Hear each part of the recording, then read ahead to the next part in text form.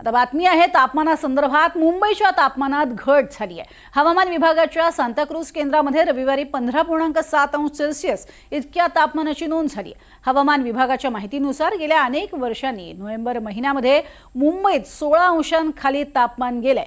गेले काही दिवस मुंबईतील गारठा हा कमी झालेला होता, मात्र आता पुन्हा एकदा गारठा वाढलाय, थंडी वाढली आहे।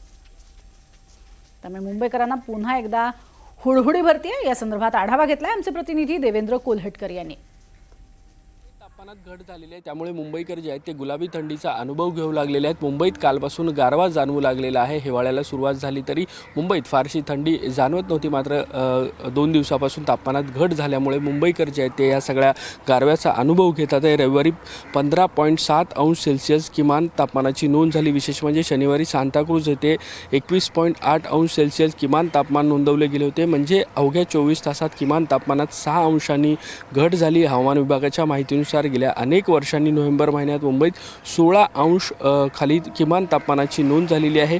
गेले काही दिवस जर आपण बघितलं तर मुंबईत गारठा आपल्याला पाहायला मिळत नव्हता। मागील काही दिवस मुंबईचं किमान तापमान जे आहे ते 20 ते 23 अंश सेल्सिअस दरम्यान नोंदवले जात होते। तसेच दिवसाचे तापमान ही सरासरीपेक्षा अधिक होते। मात्र आपण बघतोय की कालपासून तापमानात घट झालेली आहे, त्यामुळे मुंबईकर जे आहेत ते या गारठ्याचा अनुभव घेऊ लागलेले आहेत आणि येथे काही दिवस जे आहे ते अशाच पद्धतीचं वातावरण किंवा तापमान जे आहे ते मुंबई आणि आसपासच्या परिसरामध्ये असण्याची शक्यता देखील हवामान विभागाच्या वतीने व्यक्त करण्यात आलेली आहे।